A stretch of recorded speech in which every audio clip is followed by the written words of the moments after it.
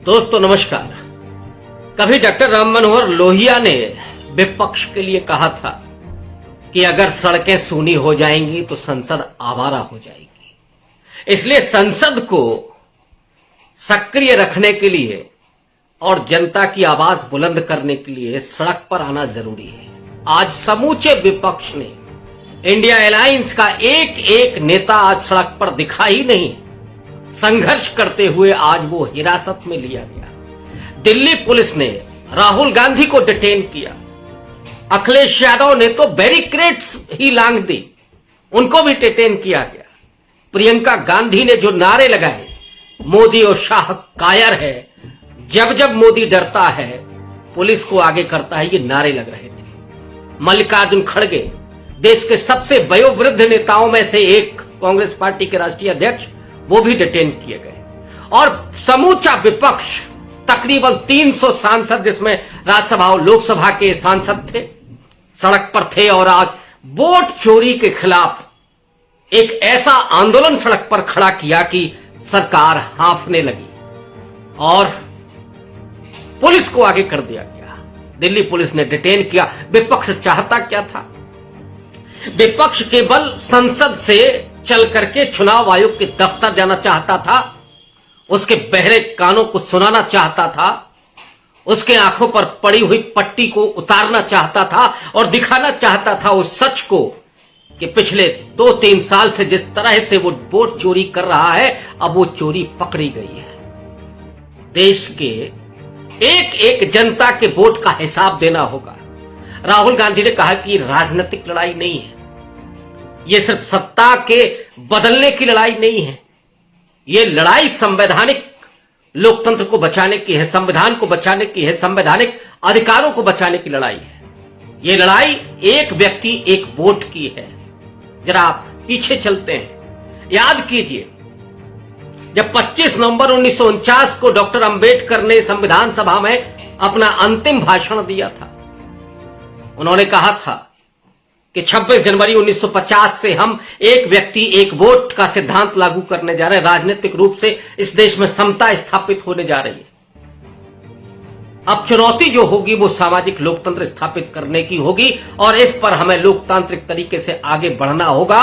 अंबेडकर को यह लगता था, बाबा साहब को यह लगता था कि संविधान अगर सही लोगों के हाथ में होगा तो इस देश का भविष्य अच्छा होगा। उन्होंने उसी भाषण में इस बात को कहा भी था कि संविधान कितना भी बुरा क्यों ना हो, अगर उसको लागू करने वाले लोग अच्छे हैं तो वो अच्छा साबित होगा, और संविधान कितना भी अच्छा क्यों ना हो, अगर उसको लागू करने वाले लोग बुरे हैं तो वो बुरा साबित होगा। 2 साल 11 महीने और 18 दिन की लंबी मेहनत के बाद करीब करीब 300 सदस्यों के बीच विचार विमर्श से जो संविधान बनकर के तैयार हुआ, वो दरअसल सामाजिक न्याय का दस्तावेज बना। और भारत के संविधान ने तमाम पश्चिमी देशों को छोड़ करके सभी वयस्क लोगों को मताधिकार दिया, चाहे वो आदिवासी हो, चाहे वो अनपढ़ गरीब वंचित किसान मजदूर हो, चाहे दलित हो, पिछड़े हो, यहां तक कि स्त्रियां, जिन्हें यूरोप में लंबे समय तक वोट डालने का अधिकार नहीं दिया गया, उन्हें माना ही नहीं गया कि वो वोट डालने के लायक हैं। चुनाव तो बहुत दूर की बात थी, लेकिन भारत के संविधान ने, डॉक्टर अंबेडकर के संविधान ने, नेहरू की लोकतांत्रिक सोच ने, क्या महिलाएं, क्या दलित, क्या पिछड़े, क्या मुसलमान, क्या ईसाई, क्या मजदूर, क्या कमजोर वंचित, सबको वोटिंग राइट दिया। और एक व्यक्ति एक वोट, चाहे वो रिक्शा चलाने वाला हो या वो अंबानी और अडानी हो, भारत के संविधान के सामने सबकी बराबर की हैसियत है, कोई छोटा और बड़ा नहीं है। लेकिन आज जब सरेआम वोट चोरी हो रही है, लोगों के वोट चुराए जा रहे हैं, वोटिंग राइट उनका छीना जा रहा है, और इतना ही नहीं, कोई व्यक्ति एक नहीं 7-7 वोट डाल रहा है। तमाम इस तरह की खबरें आपको यूट्यूब पर मिल जाएंगी, तमाम सोशल मीडिया पर इस तरह की खबरें आपको मिल जाएंगी जो बेहद पुख्ता खबरें हैं। और राहुल गांधी ने जिस तरीके से परत दर परत चुनाव आयोग के इस चोरी को उघाड़ करके रख दिया है, अब तो कहने का मन कर रहा है कि ये चोरी नहीं है, ये डकैती है। सरेआम दिन में लोकतंत्र को लूटा जा रहा है और जनमत को लूट करके एक ऐसी सरकार बनाई जा रही है जिसमें लोगों का विश्वास ही नहीं है। तीसरी बार जब नरेंद्र मोदी प्रधानमंत्री बने तो असल में वो फर्जी वोटर के जरिए वहां पहुंचे, उन्हें इस देश के लोगों ने नहीं चुना। और राहुल गांधी ने जब 7 तारीख को वो प्रेस कॉन्फ्रेंस करी थी, उसमें दूध का दूध पानी का पानी कर दिया था कि कैसे एक मकान में 80 लोग 66 लोग उनके एड्रेस दिए हुए हैं, वो वोटर हैं। कैसे एक जगह पर कितने लोग जाकर के वोट कर रहे हैं। वो महाराष्ट्र को लेकर के राहुल गांधी ने एक बार ये आरोप लगाया था कि शाम को 5 बजे के बाद तकरीबन 600 वोटर वोट डाल रहे हैं। ये संभव ही नहीं है। और अगर एक वोटर 1 मिनट भी वोट डालने में लगाएगा तो 600 मिनट हुए, माने 10 घंटे हुए। तो क्या सुबह के 3 बजे तक वोटिंग चल रही थी? और चुनाव आयोग क्यों आंकड़े जारी नहीं करता है कि कितना वोट 5 बजे के बाद डाला गया? संख्या नहीं बताता है, केवल परसेंटेज बताता है, वो भी 3 दिन के बाद, 4 दिन के बाद, 5 दिन के बाद, कई बार तो 6 दिन के बाद। जबकि ये आंकड़े सुबह तक क्लियर हो जाने चाहिए, क्योंकि वोटर जो ईवीएम होती है वो सील होने के बाद सारे आंकड़े आ चुके होते हैं। ज्यादा से ज्यादा आपको 6 घंटा लगेगा ये बताने में। लेकिन वोट चुनाव आयोग जिस तरह से चोरी कर रहा था, इसलिए वो खामोशी ओढ़े हुए था, उस पर मुंह पर पट्टी बंधी हुई थी, वो सच को नहीं बताना चाहता था। और अब ये राहुल गांधी की अपनी व्यक्तिगत जो मेहनत थी, उस मेहनत ने इस सरकार को, और सरकार जिस चुनाव आयोग के मिली भगत के जरिए चुन करके आई है, उस पूरे साजिश का भंडाफोड़ जो राहुल गांधी ने किया है, उसके बाद तो पूरे देश में कोहराम मचा हुआ है। और विपक्ष है कि अब मानने के लिए तैयार नहीं है। विपक्ष ने जैसे कमर कस ली है, 2-2 हाथ करने के लिए तैयार है। बिहार के चुनाव में वो अब लोकतंत्र को लुटने नहीं देंगे, ये उन्होंने ठान लिया है।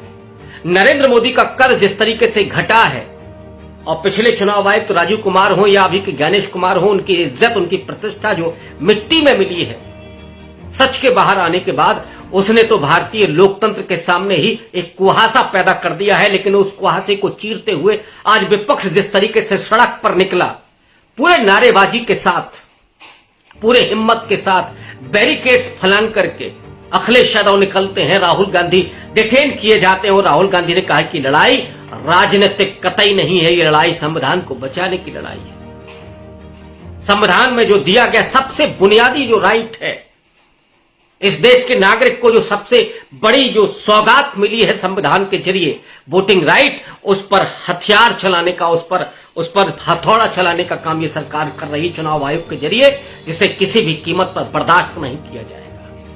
ये जो मुनादी है, ये जो आज का शंखनाद है, वो आने वाले भविष्य को दिखा रहा है। इस देश में लोकतंत्र को इस तरह से लूटतंत्र में तब्दील नहीं होने दिया जाएगा।